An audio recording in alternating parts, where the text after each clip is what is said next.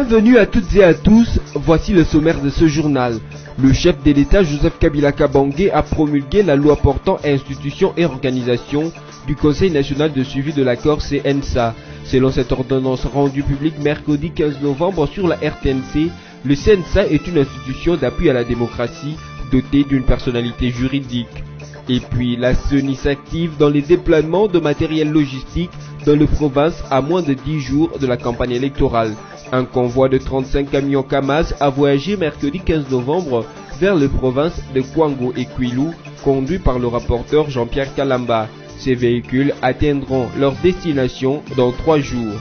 Enfin, en sport, les Léopards U23 de la République démocratique du Congo ont arraché un match nul mercredi face aux Amavubi U23 du Rwanda à Gisenyi. Les fauves congolais devront batailler dur pour espérer une qualification pour la suite de la compétition.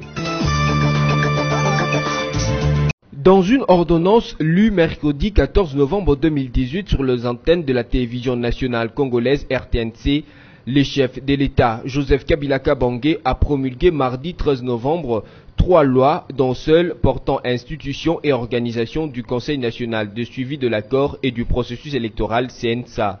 Le CNSA est une institution d'appui à la démocratie au même titre que la CENI, les CESAC et la CNDH, et son siège est établi à Kinshasa. Il bénéficie d'une autonomie administrative et financière, stipule les termes de cette nouvelle loi promulguée à moins de 50 jours des élections. Outre la loi portant institution et organisation du CNSA, le chef de l'État a signé la loi portant composition, organisation et fonctionnement de la Cour des comptes, ainsi que la loi organique autorisant la ratification par la République démocratique du Congo de l'accord cadre de l'Alliance solaire internationale signé à Marrakech au Maroc. Cette alliance regroupe 121 pays riches en ressources solaires. Aucune raison de retarder le processus électoral en RDC. Le monde entier observe pour savoir ce que sera l'héritage du président Kabila, préviennent les États-Unis d'Amérique. Dans une allocution faite mardi 13 novembre dernier, au cours d'une réunion du Conseil de sécurité de l'ONU sur la situation en République démocratique du Congo, l'ambassadrice des États-Unis a déclaré qu'il n'y a aucune excuse aujourd'hui pour retarder les élections. Selon Nikki Haley, depuis 2 ans, les conseils de sécurité ne cessent d'insister sur la nécessité d'élections libres, justes et crédibles le 23 décembre et que toutes les parties savent ce qu'elles doivent faire. Le président Kabila comprend son rôle, le gouvernement de la RDC comprend ce qu'il faut faire. La Commission électorale nationale indépendante a conscience des préparatifs qui doivent être mis en œuvre au cours de ces 6 prochaines semaines. Il n'y a aucune excuse à l'échec. Aucune raison de retarder les processus. Il ne reste aux dirigeants de la RDC qu'à faire la preuve de leur volonté de suivre le chemin démocratique qui leur a été tracé. Le monde entier observe pour savoir ce que sera l'héritage du président Kabila, a fait savoir Nikki Haley. Présent à cette réunion, l'ambassadeur RD congolais à l'ONU, Ignace Gatamavita Oualufuta, a présenté l'état d'avancement du processus électoral.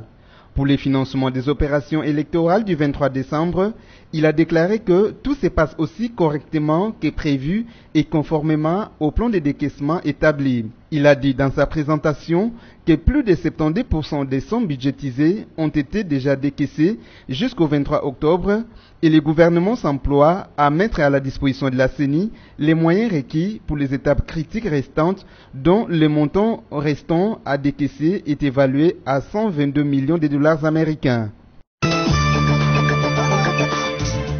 Déploiement des matériels électoraux en province. 35 camions Kamaz constitués de machines à voter, bulletins de vote et autres ont été déployés au Kwango et Kwilu le mercredi 14 novembre 2018, selon la Commission électorale nationale indépendante qui poursuit sans désemparer les préparatifs des prochaines échéances électorales prévues le 23 décembre 2018. C'est le rapporteur de cette institution d'appui à la démocratie, Jean-Pierre Kalamba, qui conduit la délégation. Au total, c'est 35 camions Kamaz répartis en 16 destinations qui sont concernés par cette opération. 2 axes principaux sont ainsi ciblés. Il s'agit de l'axe Kwango avec 12 camions, l'axe Kwilu avec 23 camions. S'agissant de ces destinations, ici est de préciser qu'elles concernent toutes les antennes de la CENI, mais aussi et surtout les sites additionnels à accès très difficile dont Mawanga, Tembo, Panzi, Kibunda dans les Kwango et Sejo, Kilembe, Bello dans les Kwilu. Le matériel déployé en séjour est composé de ce qui suit: des isoloirs, encre indélébile, kit bureautique, machine à voter, piles externes et internes, bulletins de vote, support de formation.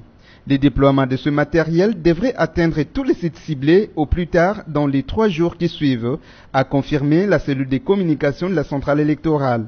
Par ailleurs, ces camions qui sont conduits par les éléments des FARDC embarquent chacun un logisticien de la CENI et des policiers commis à la sécurisation. Et à en croire la Commission électorale nationale indépendante, la province du Kasaï central et bien d'autres sont déjà servis. 3 jours après le retrait de Félix Tshisekedi et Vital Kamerhe de l'accord de la coalition politique Lamuka, une candidature commune, accord signé dimanche 11 novembre à Genève en Suisse, les opposants Moïse Katumbi, Adolphe Muzito, Martin Fayoulou et Jean-Pierre Bemba devraient se réunir ce jeudi 15 novembre à Bruxelles. Selon plusieurs sources, cette rencontre avait pour objectif de faire un état des lieux sur leur nouvelle coalition dénommée Lamuka, Réveillez-vous en Lingala. Amputée des 2 anciens ténors à 7 jours du début de la campagne électorale prévue le 22 novembre courant, affirmait-on. Il vous souviendra que 24 heures après la signature de l'accord de Genève, le dimanche 11 novembre, Félix Tshisekedi et Vital Kamerhe, sur demande de leurs bases respectives, avaient retiré leur signature de cet accord par respect de vœux de leurs militants. Ceux-ci, à travers des manifestations de colère et des rejets non équivoques, se sont farouchement opposés à l'accord de Genève qui a abouti au choix de Martin Fayoulou comme les candidats uniques de l'opposition. Dans la province du Nord Kivu, dans le territoire des Bénin, on constate de nouveaux cas de la maladie à virus Ebola. Le ministre de la Santé, Oli Ilunga, l'a indiqué dans son rapport quotidien de la situation épidémiologique dans les provinces du Nord Kivu et de l'Ituri, publié depuis le mardi 13 novembre 2018. Depuis le début de cette épidémie le 1er août dernier, déjà 339 cas ont été identifiés, dont 301 confirmés et 38 probables. Au total, il y a eu 212 décédés jusqu'ici. Ici, de signaler que 49 cas suspects sont en observation et 3 nouvelles personnes sont guéries. L'agence onusienne chargée des affaires humanitaires OCHA assiste les expulsés d'Angola reconduits à la frontière de Kamako, une cité située dans la province du Kasaï où une dizaine de Congolais sont arrivés après leur expulsion. Chef adjoint de bureau d'OCHA en RDC, Dan Kreibert, affirme que actuellement 19 organisations partenaires d'OCHA travaillent déjà sur terrain dans différents domaines d'intervention. Il s'agit de l'eau, de l'hygiène et assainissement, de la sécurité alimentaire, la santé, l'éducation et la protection. Dans tous ces domaines, les acteurs sont déjà présents sur le terrain. Maintenant, on peut déjà dire que plus de 22 000 personnes ont reçu une assistance en sécurité alimentaire. Dans le domaine de la santé productive, il y a eu plus de 69 000 personnes assistées, précise le responsable onusien. Cependant, le chef du bureau adjoint d'OCHA en RDC reconnaît que cette aide humanitaire est inférieure aux besoins de ces victimes qui reviennent de l'Angola. Le ministre de l'économie Joseph Kapika a annoncé le mardi 13 novembre 2018 la construction d'un parking de 1200 véhicules au poste frontière de Kasumbalesa dans la province du Haut-Katanga au sud de la RDC. Avec cette capacité de 1200 places, ce parking a pour but de désengorger le tronçon routier Kasumbalesa-Lubumbashi. Suite aux embouteillages, ce axe est toujours bloqué pendant un long moment de part et d'autre par plusieurs camions. Joseph Kapika affirme que ce parking sera muni de restaurants ainsi que de dortoirs pour loger de chauffeurs nationaux qu'internationaux. Note que ce parking, hautement surveillé par de caméras, tous les moyens logistiques et techniques seront à sa disposition afin de carter les embouteillages sur le tronçon routier Kasumbalesa-Lubumbashi. La sélection RD congolaise de football de moins de 23 ans a réalisé un match nul de 0 but partout face à la sélection correspondante du Rwanda en match aller du tour préliminaire de la Coupe d'Afrique des Nations de moins de 23 ans le mercredi 14 novembre 2018 au stade Umunganda de Rubavu au Rwanda. Dans un match très équilibré, les attaquants sont parvenus à obtenir des occasions de marquer sans scorer. La chance n'a pas été au rendez-vous. C'est ainsi que le Poulain des Christian Tsengi Biembe sont obligés de gagner au match retour à Kinshasa le mardi 20 novembre pour se qualifier au prochain tour.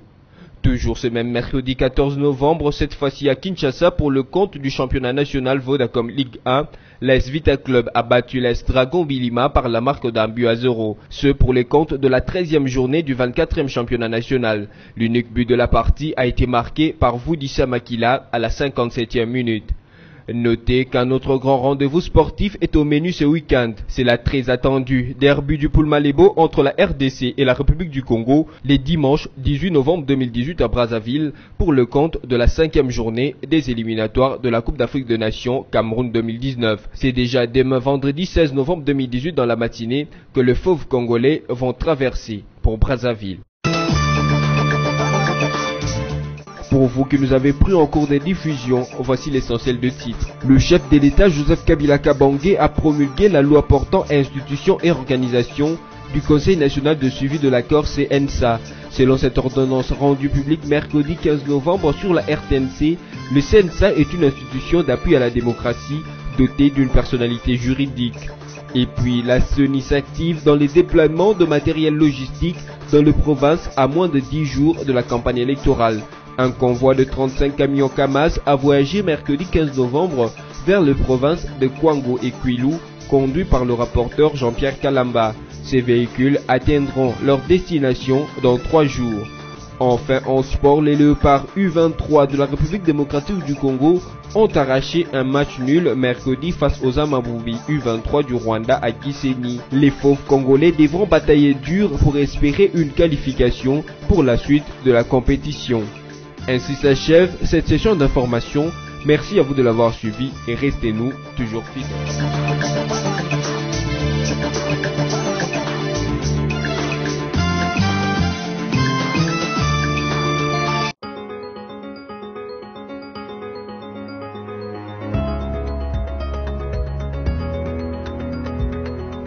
Mesdames, Messieurs, bienvenue et merci de suivre cette revue de presse. Commençons avec les sites d'actualité Congo Virtuel qui titrent Kamere, Fati et Fayulu s'entretuent sur le net.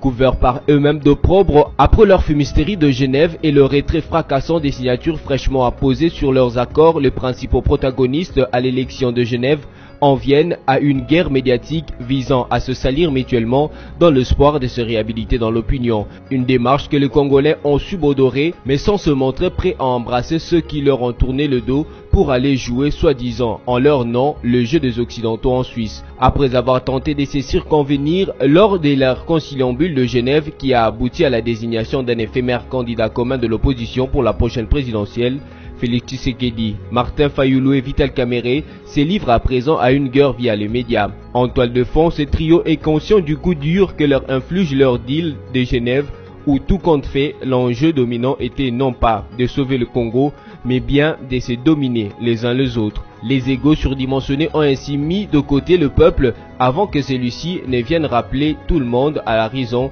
du moins les militants de l'UDPS et de l'UNC.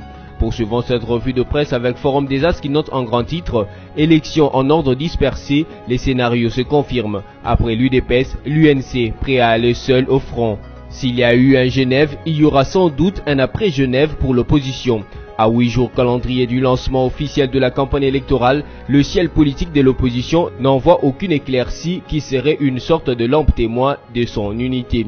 Bien au contraire, le projet de galaxie de la contestation semble déjà éclater. Moralité, chaque parti qui en constituait l'étoile prend sa direction. Après l'UDPS de Félix-Antoine Tshilombo Tshisekedi qui a déclaré qu'elle était prête à aller aux élections avec ou sans machine à voter, voici le tour de l'Union pour la nation congolaise UNC de Vital Kamerhe qui lui annonce sa participation au prochain scrutin. Jean Baudouin Maillot, député national et secrétaire général du parti, l'a déclaré hier mercredi 14 novembre à Top Congo FM, une radio privée émettant de Kinshasa.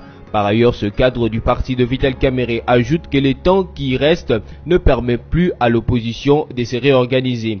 Même sans un candidat commun de l'opposition, si le peuple congolais veut échapper à la misère, le candidat unique du Front commun pour le Congo, Emmanuel Ramazani Shadari, ne peut pas gagner, renchérit le secrétaire général de l'UNC. Bouclons cette revue de presse avec les sites de la radio Okapi qui écrit « Kinshasa ne dégage que 20 000 tonnes d'immondices sur 90 000 produites par jour ». La régie d'assainissement de Kinshasa a affirmé ce mercredi 14 novembre que la ville de Kinshasa produit par jour 90 000 tonnes de déchets, mais elle n'en dégage que 20 000 au quotidien par manque de moyens. Dans ces conditions, il est difficile de rendre la ville propre, note la même source. Le directeur général de la régie d'assainissement de Kinshasa, Anderson Vantoto, renseigne qu'il travaille avec un peu de moyens. Il estime qu'il lui faut 12 millions de dollars par an pour assainir la capitale. Pourtant, il fait remarquer qu'il travaille avec un budget de 400 000 dollars par an, ce qui représente d'ailleurs pour lui un budget d'assainissement d'une commune. C'est ainsi que s'achève cette revue de presse. Merci à vous de l'avoir suivi et à la prochaine.